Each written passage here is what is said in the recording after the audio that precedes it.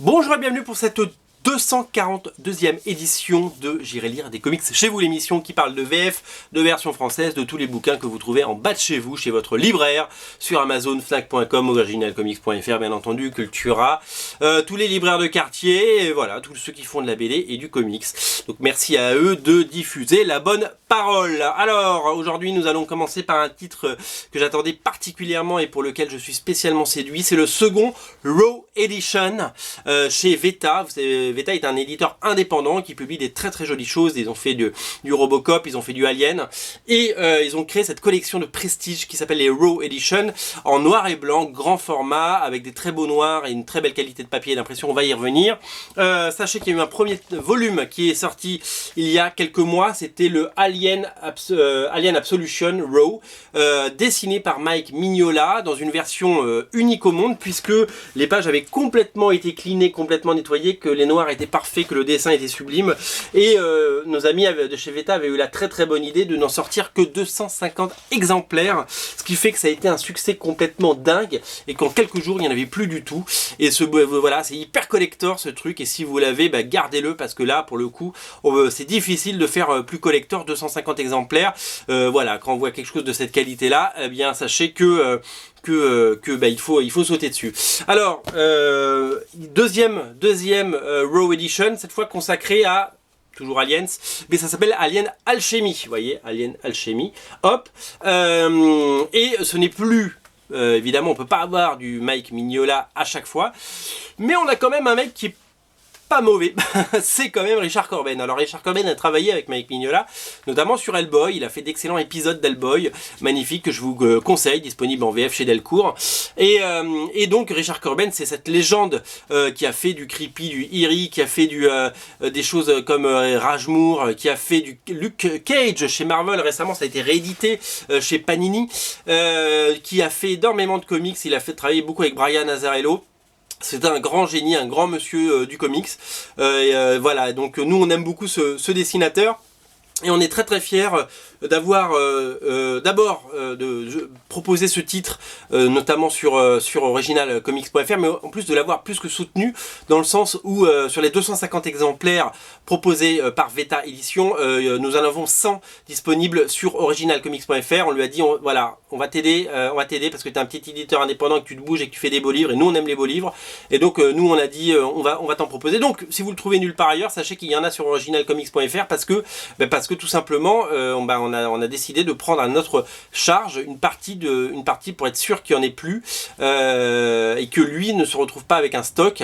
Et bien on a décidé d'en prendre à notre charge, et donc voilà, ils sont chez nous, et donc vous pouvez vous faire un gros plaisir, parce qu'on en a 100 exemplaires, enfin on en avait 100 exemplaires, parce que je crois qu'il en reste une trentaine seulement, donc ne tardez pas trop, c'est un très très beau cadeau de Noël. Voilà, assez de publicité, je vais vous montrer à quoi ça ressemble. Alors c'est une histoire inédite signée John Arcudi, dans un style vraiment magnifique, puisque je vous l'ai dit, Richard Corben est un génie, et donc c'est une histoire signée John Arcudi et dessinée donc par Richard Corben, une histoire, vous voyez, je vous montre la bête, c'est la reprise de la couverture, une histoire inédite qui mêle connaissance, savoir, religion et science-fiction, et surtout croyance, et donc ça va être la rencontre d'un peuple face à cet alien. C'est une histoire complètement inédite, c'est vu dans aucun film, comme souvent, donc c'est Dark Horse qui publie ça aux États-Unis. Vous savez qu'ils ont beaucoup œuvré sur les licences, notamment Star Wars à une époque, et qu'ils ont également fait beaucoup d'Aliens, de Predator et toutes ces choses.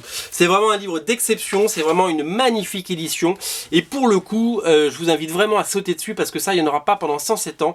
C'est vraiment quelque chose qu'il va falloir avoir dans sa collection. Si vous aimez Richard Corben, si vous aimez les belles éditions, et si vous aimez les objets collecteurs, et si vous aimez Alien, voilà, sautez dessus, c'est absolument merveilleux. Moi je suis ravi d'avoir les deux dans ma collection, c'est une collection que j'adore. Je sais qu'il y a d'autres projets en cours de Raw Edition pour l'année prochaine, j'espère que ça va se faire, parce que c'est très compliqué, il faut trouver trouver les bonnes pages, les bons fichiers. En tout cas, bravo Fred Veta, c'est un tour de force. Voilà. Alors, on reste dans cet univers un petit peu foufou de Richard Corben et d'Hellboy, puisqu'on va revenir sur le deuxième tome de Hellboy en enfer de Mike Mignola, scénario et dessin. Sachez que Mike Mignola, depuis quelques années, donc il a créé Hellboy, bien entendu, succès, il y a eu 2 films au cinéma, il y a eu des dizaines et des dizaines de comics, et qu'il a fait appel à d'autres dessinateurs comme Richard Corben, comme Kevin Nolan, comme Duncan Fegredo, pour l'aider. Il y a des gens qui font partie de son univers graphique, qui ont respecté l'œuvre et qui ont fait des choses absolument magnifiques. Sachez donc que il a décidé de revenir à Hellboy pour une mini-série en 10 parties, en 10 épisodes, donc 10 fascicules, qui font donc l'objet de 2 albums. Hellboy en enfer. Hellboy est mort, il est en enfer. Voilà, le pitch est simple. Et donc Mike Mignola, non seulement scénarise, mais dessine ces épisodes. Et je vais vous montrer à quoi ça ressemble. Donc l'histoire, je vous l'ai pitché. C'est toute la beauté, la pureté d'Hellboy, si vous voulez, dans son écrin le plus sublime. C'est vraiment quelque chose de toute beauté. Mais Mike Mignola est au sommet de son art. Chaque dessin est un tableau. C'est une pure merveille, c'est une beauté absolue. Et l'histoire est géniale parce que c'est presque la dernière histoire d'Hellboy, même si on sait qu'il y en aura d'autres, et que voilà, c'est vraiment une page qui se tourne, et c'est vraiment quelque chose voilà, c'est un objet tellement fascinant, parce que tellement beau, si vous voulez, que j'ai pas de mots. Alors il y a une énorme partie sketchbook à la fin dont je voulais vous parler.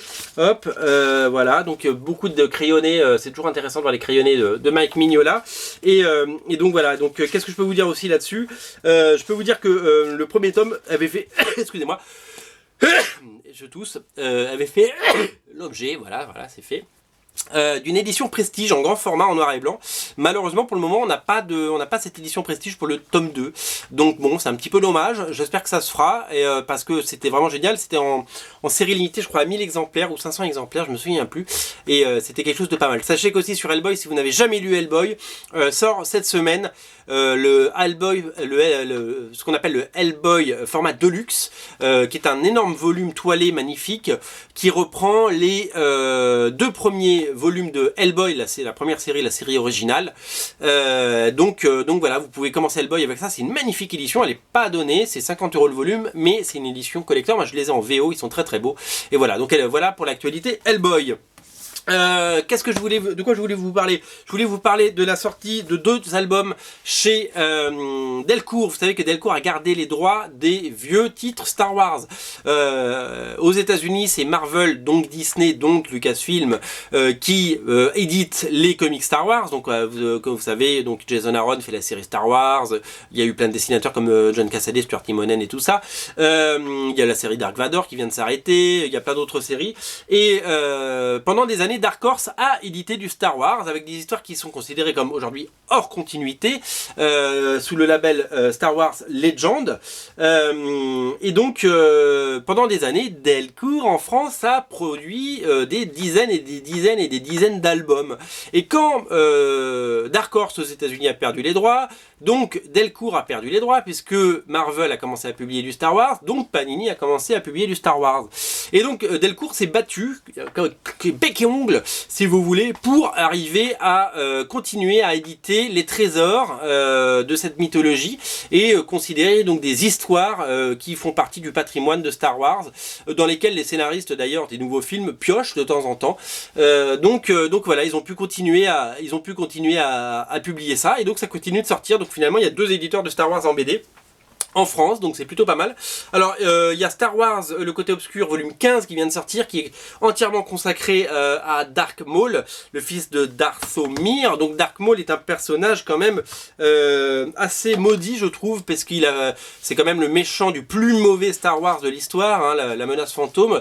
C'est un personnage qui avait un potentiel fou, parce que graphiquement il était absolument parfait, avec son épée double et sa tronche, sauf que il a qu'un rôle de pantin dans le film. Il est ridicule, ridicule, à l'image de tout ce film, La menace fantôme, qui est une purge du début à la fin. Et c'est un peu dommage que voilà, il n'ait pas eu, si vous voulez, son heure de gloire au cinéma, mais ça ne l'a pas empêché de devenir culte, que Ray Park continue à faire des conventions de toute l'année et que les gens sont ravis de le rencontrer. Ray Park étant l'acteur qui les jouait, et donc il fait l'objet de déclinaisons, notamment en bande dessinée. Donc si vous voulez prolonger le plaisir, sachez que ça existe. Je vais vous montrer un peu à quoi ça ressemble graphiquement. C'est plutôt bien produit, voilà, c'est plutôt intéressant.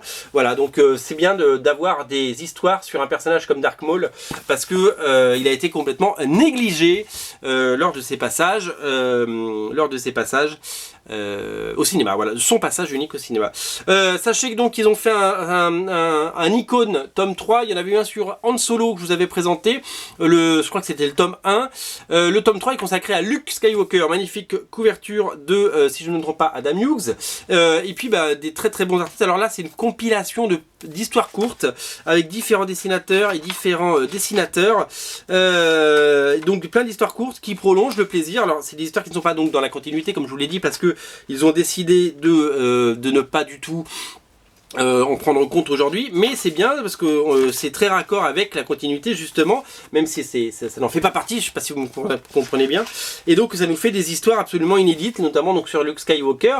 Là c'est Ron Mars au scénario, celle-là, et Adriana Melo au dessin. Adriana Melo qui a travaillé chez Topco et qui avait travaillé je crois sur Jungle Girl si je me trompe pas. On a d'autres histoires, qu'est-ce que je peux vous dire? Non, c'est sympa, il y a à boire et à manger parce que tout n'est pas fabuleux. Ah oui voilà, il y a une histoire que j'ai adorée, Scott Lobdell qui est un scénariste que j'ai beaucoup aimé sur X-Men il y a quelques années, et je sais pas si vous reconnaissez le dessinateur, mais parce qu'il a vraiment changé et évolué depuis, c'est Sean Murphy. Sean Murphy, messieurs dames, ladies and gentlemen, Sean Murphy. Voilà, qu'est-ce qu'on a? On a Ramon Bax, le dessinateur de Fiction Squad, qui a fait une histoire courte, qui en a dessiné une, dans un style aussi pas du tout cartoony.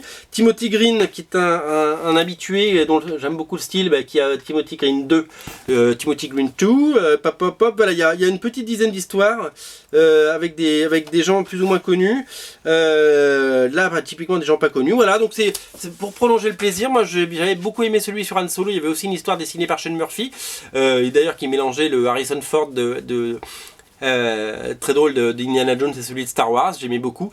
Et donc on a celui-là, on a ce Star Wars voilà, avec des très grands noms et des très grands dessinateurs. Voilà. Qu'est-ce que je voulais vous montrer? Oui, je suis ravi de vous présenter la sortie du tome 3 de Sticky Pants Crossover. Alors Sticky Pants c'est quoi? C'est des petites BD françaises format italienne. C'est italienne, c'est-à-dire que c'est dans le sens de l'horizontale. Ce sont des strips, hein. Les strips ce sont ces gags en plusieurs cases, ou en une case ou en plusieurs cases à l'américaine. Donc l'éditeur s'appelle Monsieur Popcorn, les auteurs s'appellent Tony Emero et Xav.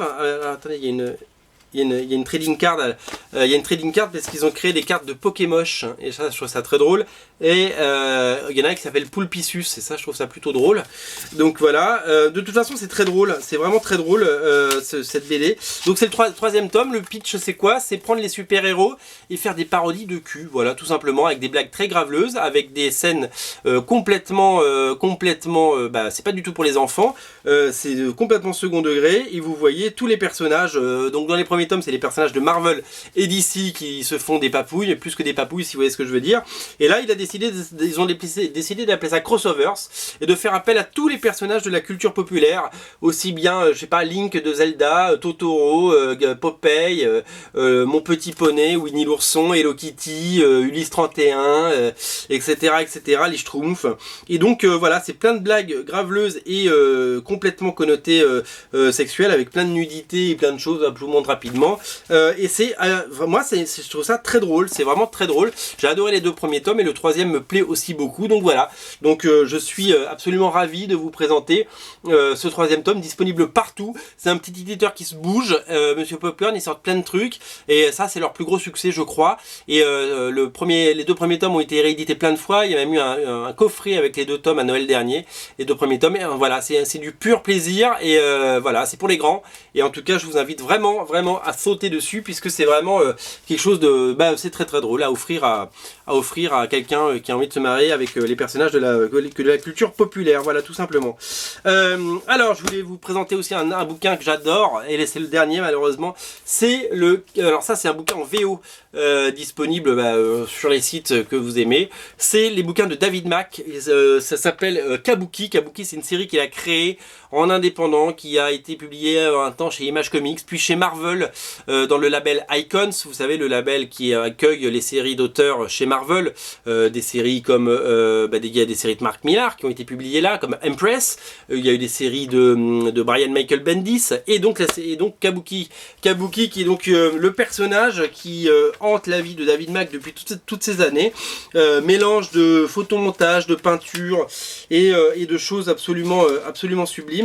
Et voilà, il mélange du dessin classique et voilà, et donc il a ce personnage qui s'habille comme un personnage de théâtre japonais et qui est une sorte de super héroïne et qui a eu plusieurs incarnations parce qu'il y a eu des bandes dessinées, il y a eu beaucoup de poèmes, ça a été très bizarre cette façon dont ça a été édité toutes ces années. Ça mélange toutes les influences que peut avoir l'auteur qui je crois est toujours marié avec une japonaise et qui était tombé amoureux du Japon, de ses codes, etc.